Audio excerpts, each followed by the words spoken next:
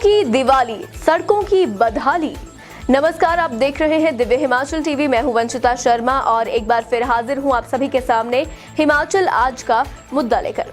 मुख्यमंत्री जयराम ठाकुर का 2 दिन का दिल्ली दौरा सिरमौर के हाटी क्षेत्र के लिए एक बड़ी खुशखबरी लेकर आया है। सिरमौर जिला के हाट क्षेत्र की कई दशकों पुरानी मांग पूरी होने जा रही है। इस क्षेत्र को शेड्यूल ट्राइब का दर्जा देने के लिए सोमवार को मुख्यमंत्री ने गृह मंत्री अमित शाह से मुलाकात कर हाटी समुदाय को अनुसूचित जनजाति का दर्जा दिलाने के लिए तमाम औपचारिकताएं पूरी कर दी हैं। उम्मीद है कि आने वाले कुछ ही महीनों में इस पर मुहर लग सकती है। मुख्यमंत्री के इस दौरे के दौरान वे केंद्रीय मंत्री नितिन गडकरी से भी मिले, जहां उन्होंने प्रदेश की सड़कों के फटे हाल पर चर्चा की, मगर इसके कोई सार्थक परिणाम सामने नहीं आए हैं, क्योंकि मंडी पठानकोट और मटौर शिमला 4 लेन का काम कई वर्षों बाद भी अधर में लटका हुआ है और इस काम को गति देने के लिए नितिन गडकरी की ओर से कोई भी बड़ा आश्वासन नहीं दिया गया है। ऐसे में आने वाले समय में ये काम कब पूरे होंगे कोई नहीं जानता। मुख्यमंत्री जयराम ठाकुर 2 दिन के दिल्ली दौरे पे थे। आज उनके दौरे का आखिरी दिन था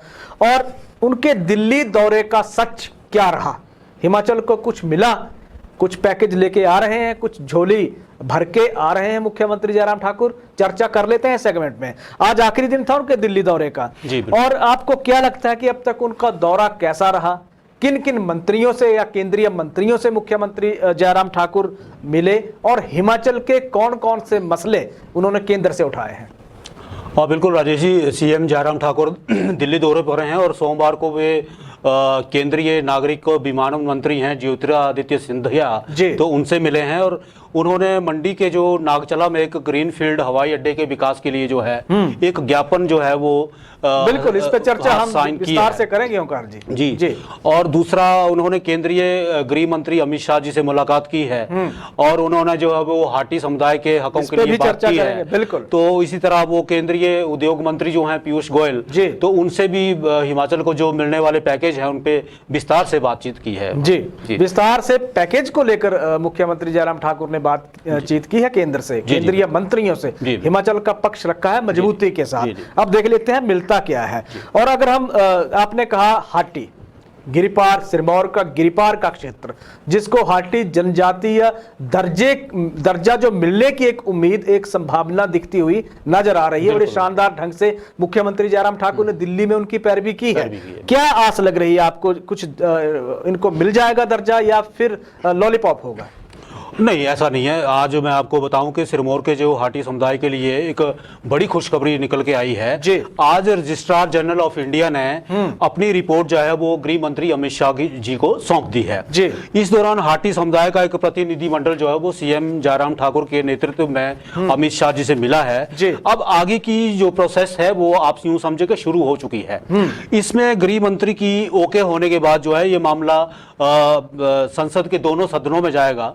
ठीक है, राज्यसभा और लोकसभा में। तो वहां से राजेश जी ये प्रस्ताव पारित होगा और ये वहां से प्रस्ताव पारित होते ही फिर जो है राष्ट्रपति के पास ये मामला जाएगा और राष्ट्रपति जब जैसे ही इसको ओके कर देंगे तो हमारा जो हाटी समुदाय है, हमारी जो हाटी क्षेत्र है सिरमौर का, उनके लिए जो है एक शेड्यूल ट्राइब जो है वो घोषित हो जाएगा। क्या बात। तो इस प्रोसेस में हालांकि थोड़ा समय लग सकता है। जी, समय लग सकता है, लेकिन अगर हम जो गिरिपार से जो हमारे पास खबरें आ रही हैं, अगर हम वहां के लोगों का रिएक्शन देखें, वहां का माहौल देखें, तो वहां के लोग तो दिवाली मना रहे हैं। बिल्कुल, तो ये तर्क दे रहे हैं कि जब केंद्रीय गृह मंत्री खुद सदन में आप देखिए सदन में जब या दोनों संसद के दोनों सदनों में, चाहे लोकसभा की बात कर ले, राज्यसभा की बात कर ले, मेजोरिटी एनडीए के पास है, केंद्रिया गृह मंत्री खुद फाइल मूव कर रहे हैं, वहां खुद प्रस्ताव रखेंगे तो मुहर लगना तो स्वाभाविक है। मतलब आप ये देखिए कि 1968 के बाद से जो मांग उठाई जा रही थी हाटी को जनजातीय दर्जे की, वो पूरी होती हुई नजर अब आ रही है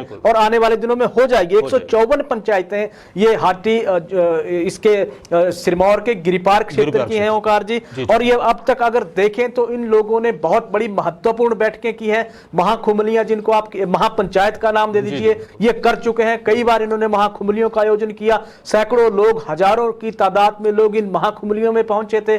सरकार से लगातार लगातार मांग उठाई जा रही थी, लेकिन पहली बार अब इस तरह का लग रहा है कि इनको एक तरह से ये लाभ मिलने जा रहा है। सिरमौर के इसमें कम से कम 3 लाख लोग जो हैं उनको फायदा पहुंचेगा। बिल्कुल 4 विधानसभा क्षेत्र हैं सिरमौर के जो सीधे तौर पे जहां हाटी समुदाय का दखल है, हाटी समुदाय की आबादी जहां रहती है, शिलाई है, पौंटा है, रेणुका जी है और पछाद है। बड़ी बात यह है कि इनके साथ जो या इस क्षेत्र के साथ जो उत्तराखंड का क्षेत्र जो लगता है ओंकार जी, 1968 में उत्तराखंड के उस क्षेत्र को आप ये देखिए कि केंद्र सरकार ने जनजातीय दर्जा दे दिया है। अब हिमाचल के इस क्षेत्र, क्योंकि ये उनके साथ है, रोटी बेटी का संबंध उनके साथ से एक ही हुआ करता था, बिल्कुल। तो अब ये देखिए कि इनको लाभ जब मिल जाएगा तो इन लोगों को क्या क्या लाभ, जब जनजातीय क्षेत्र ये घोषित हो जाएगा तो मिलेगा क्या? एक तो सरकारी नौकरियों में आरक्षण का विशेष प्रावधान इनके लिए हो जाएगा ओंकार जी। विशेष आर्थिक बजट का प्रावधान केंद्र सरकार इनके लिए करेगी, जहां से आप संभवतः ये कह लीजिए कि हिमाचल प्रदेश सरकार के लिए एक वित्तीय जो संसाधन मजबूत होने का एक रास्ता भी यहां से खुल जाएगा। विकास कार्यों को रफ्तार मिलने की पूरी उम्मीद है, क्योंकि बजट और पैसा फिर केंद्र सरकार ही देगी सारा। और ये देखिए कि इनकी जो संस्कृति जो लुप्त होती जा रही है, हाटी जो संस्कृति है उसको एक नई पहचान मिलेगी, उसको एक नई दिशा मिल जाएगी। और विद्यार्थियों की या छात्रों की बात कर लीजिए तो शिक्षण संस्थानों में आप ये कह लीजिए कि विशेष आर्थिक मदद के साथ साथ कोटा भी मिलेगा, आरक्षण। तो बिल्कुल आरक्षण जब मिलेगा तो इस तरह से लाभ की स्थितियां सिरमौर की 3 लाख की आबादी के लिए मुख्यमंत्री का ये दिल्ली दौरा ला रहा है, उनके लिए एक नजरिया इसका ये भी है ओंकार जी। अब सीएम के ड्रीम प्रोजेक्ट की बात कर ले, आपने छेड़ा था, मैंने आपको टोका था बीच में कि हम विस्तार से इस पे चर्चा कर लेंगे। बल एयरपोर्ट या ग्रीनफील्ड एयरपोर्ट की बात हो रही है, पहला पड़ाव पार हो गया उसका, ऐसा लग रहा है। मतलब एयरपोर्ट बनने का अगर हम देखें, हालांकि विरोध बल में हो रहा है, रास्ता साफ हो गया एयरपोर्ट बनने का। सीएम का जो ड्रीम प्रोजेक्ट है वो अब मुकम्मल होता हुआ नजर आएगा, क्या कहेंगे? बिल्कुल राजेश जी, मुख्यमंत्री के दिन रात मेहनत के बाद अब ये सपना जो है वो साकार होने जा रहा है कि मंडी का जो नागचला क्षेत्र है उसमें प्रदेश का पहला ग्रीनफील्ड एयरपोर्ट बन जाएगा जी। कल सीएम ने नागरिक विमानन मंत्री ज्योतिरादित्य सिंधिया से मिलकर सिंधिया साहब से मिलकर एक जो है वो ज्वाइंट वेंचर का एक साइन किया है। तो उसमें एयरपोर्ट अथॉरिटी ऑफ इंडिया और हिमाचल सरकार के बीच में जो ये उपक्रम चलेगा, तो दोनों तरफ से जब इमदाद मिलेगी तो ये जो ग्रीनफील्ड एयरपोर्ट है इसको बनने में अब शायद कोई रुकावट नहीं रह गई है। क्या बात, मतलब कोई रुकावट नहीं रही है। चलो हम थोड़ा सा हवाई जहाज से उतर के जमीन पे आते हैं। नितिन गडकरी साहब के साथ भी आज संभावित थी मुलाकात मुख्यमंत्री जयराम ठाकुर की, और नितिन गडकरी साहब वही है, आप देखिए 4 लेन का उन्होंने कहा था हिमाचल के लिए, 68 NH देने की घोषणा की थी। आज मुलाकात हुई है, क्या हिमाचल के 4 लेन या NH पे कुछ बातचीत हुई है या फिर मसला वही का वही है अभी तक? आप देखिए 2 बड़े महत्वपूर्ण 4 लेन ओंकार जी, मंडी से आप पठानकोट की बात कर लीजिए, उसका अभी इंच भर भी काम शुरू नहीं हुआ। दूसरा मटौर से शिमला 4 लेन की बात हो रही है, अभी तक भी काम शुरू नहीं हुआ। आगे क्या उम्मीद रखें, काम चल पड़ेगा?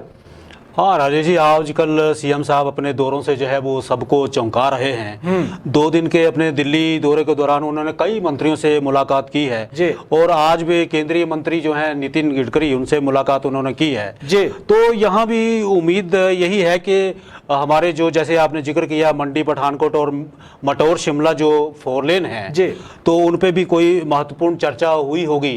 और उन्होंने जो चर्चा की है तो उसकी चर्चा के क्या नतीजे नजर आते हैं। और जैसे आपने पहले भी जिक्र किया कि 5 साल पहले भी उन्होंने 68 नेशनल हाईवेज का एक सपना दिखाया था, बिल्कुल वो सपना अभी हकीकत तो बना नहीं है जी।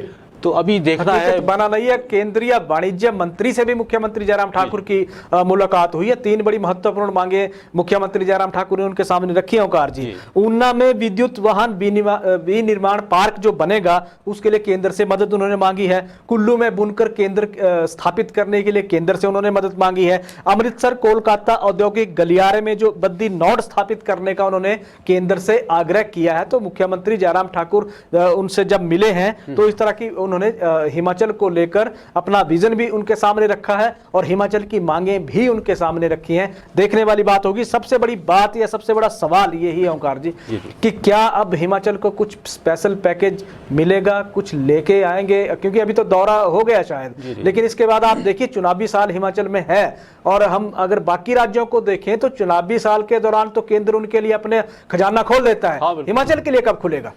देखिए, विपक्ष की भाषा में अगर राजेश जी हम कहें तो चुनावी साल की घोषणाएं हिमाचल के संदर्भ में तो जुमला ही साबित हुई हैं। ठीक है जी। कितने ही ऐसे प्रोजेक्ट हैं जो चुनाव से पहले जो है घोषित हुए और अभी तक लंबित हैं। कोई प्रोजेक्ट पूरा हुआ हमें नजर आता नहीं है। 4 लेन की कहानी हम सबके सामने है। 68 के करीब नितिन गडकरी जी 5 साल पहले हमें नेशनल हाईवेज दे के गए, जैसे हम पहले भी जिक्र कर रहे हैं।